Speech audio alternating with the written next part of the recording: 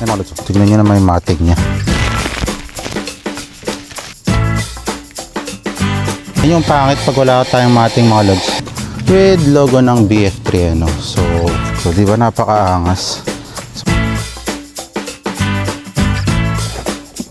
Alright. Frank. Lapat na lapat. Ang cute!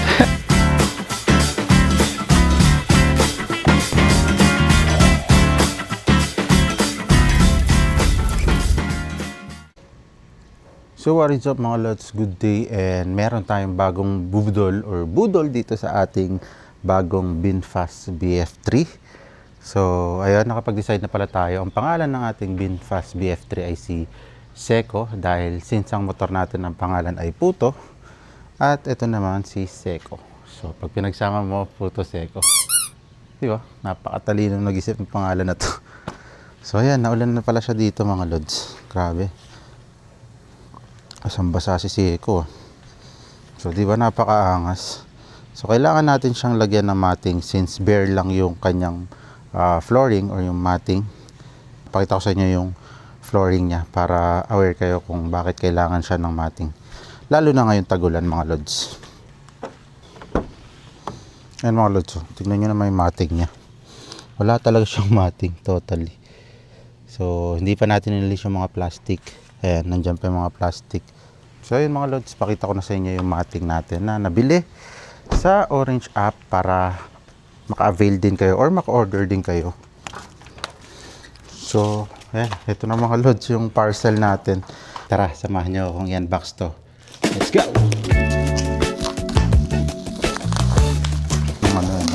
Siyempre, bagong auto, bagong pyesa. Pero itong ano kasi na to, matting na to, ay may purpose talaga. So, hindi lang siya aesthetic, functional din siya kumbaga, no? Diba? May purpose. Kumbaga, gamit na gamit to, lalo na ngayong tagulan, para hindi basta-basta dumudumi yung loob ng ating sasakyan. Alright. Ito mga lods yung nasa likod pala, oh. Kapag nakatapi yung second row. Ito naman yung sa, yung sa trunk mga lods, no? May logo pa siya ng VF3, oh. VF3. Ito na yung sa harap. Saka yung sa second row. Ayan. Siguro kapit na natin to. Let's go! Grabe. Iba talaga yung amoy ng brand new, no, mga lods. Ang sarap amoyin.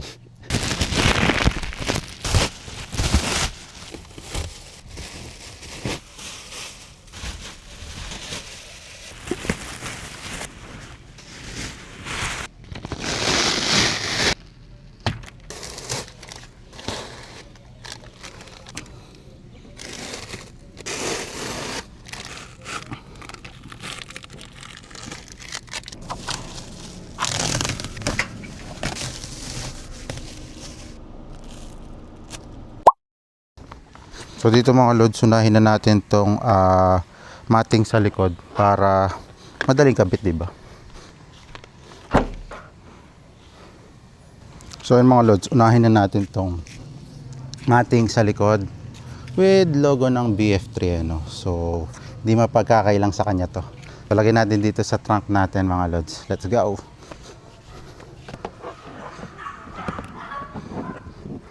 Lapat na lapat mga lods, oh. Parang sinukat. Siyempre mga lods, ang sunod naman natin ay itong second row seat cover or yung back seat cover. So dito siya. Ito, sa likod ng second row pag nakatope para pag naglalagay tayong gamit may shield pa rin kahit papano. Ayan, oh. Ito yung design niya mga lods. So basic. Sobrang minimalist lang. So sa likod meron siyang ayan, velcro, double sided para hawakan niya tong mismong matting. Let's go. So since velcro siya mga lods, ano, may velcro and double sided tape sa kabila. Maganda ilapat niyo muna siya rito. So parang iuhulman niyo muna para paano yung fitting niya. Tapos saka natin ngayon tapatan ng velcro. Ayan. Tatapat natin kung saan magfo-fall yung ayan. So next naman dito sa kabila.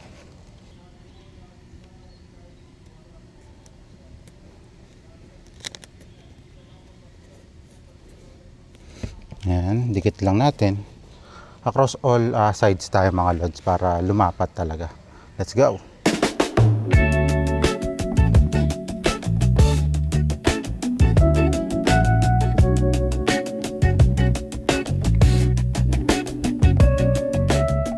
So yun mga lods, nakabit na natin itong trunk and itong sa back seat cover natin.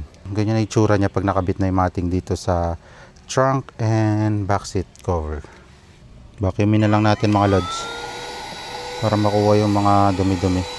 Yan yung pangit pag wala tayong mating mga lods. Rekta siya sa interior or sa sahig talaga, sa flooring talaga ng ating unit mga lods.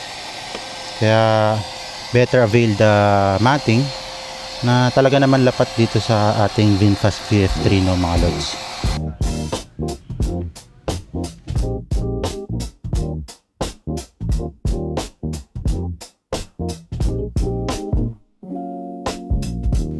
Alright.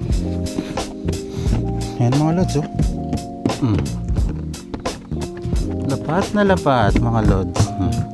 Hulmang hulma pati dito sa ano niya, sa adjuster niya nga kanyang upuan, sa slider. So panalo. Dapat pa nakapasok to dito. Yun, pwede pala pasok din natin dito.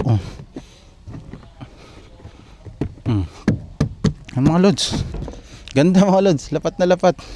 So yun mga lods, ito naman install natin yung sa harap na mating. So paano ba to? Gets ko na yung orientation niya. Ayan. Ano ba? So ganda ba to? Matupi lang natin ang konti. Ayan. So ganda ba to? Naman tayo sa kabilang lods. Alright. So ilalim natin. Or papalayos yun nanditong part.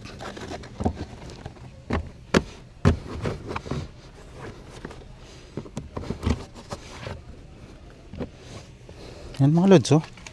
Ganda. Oh. Lapat na lapat mga lods oh. Yan naman oh. Nice one. Ganda. So yun mga lods, kung gusto nyong bumili or mag-avail ng matic na to for VinFast VF3, ilalagay ko sa comment section or sa mismong video yung link na ito para makabili kayo mga lods. Pakita natin. Let's go. Tingnan nyo naman. Oh. Diba? Lapat na lapat mga lods. So, pakita natin yung sa second row. Diba? Then, ayun yung mating natin for the back seat. And, pakita rin natin itong nasa trunk. Ayan o. Ito yung sa trunk natin mga lods. Oh. Lapat na lapat. Dito lang ako medyo nagalangan kasi ano, tsaka velcro lang. So may possibility man na matanggal siya. Pero magkaiba naman ang link to. Itong mating ng back seat. So may option kayo, may other option kayo. So dito na natin tatapusin yung video natin para sa mating installation for our VinFast VF3. Our newest car here in our garage. Let's go! Tingnan nyo naman, napaka-cute niya mga lods. So ulitin ko lang, yung ginamit natin or yung binili natin na yun for VinFast VF3 ay hindi lang para sa aesthetic or pampaganda no. So may function siya or may purpose siya talaga. Since kung napapansin nyo medyo maulan din and para iwas na rin sa mga dust and dumi na ipapasok natin sa sasakyan natin no. So madali siyang hakutin or madali siyang linisin and maganda yung quality niya mga lods. Matigas siya kahit papaano. I hope nag-enjoy kayo sa panibagong video natin regarding dito sa VinFast VF3 natin mga lods. So, abangan nyo ang mga susunod na kabanata or susunod na upgrades natin para dito sa ating little cutie na sasakyan. Ang cute niya talaga, grabe. Solid to. Hanggang sa muli. Ride safe. Nya.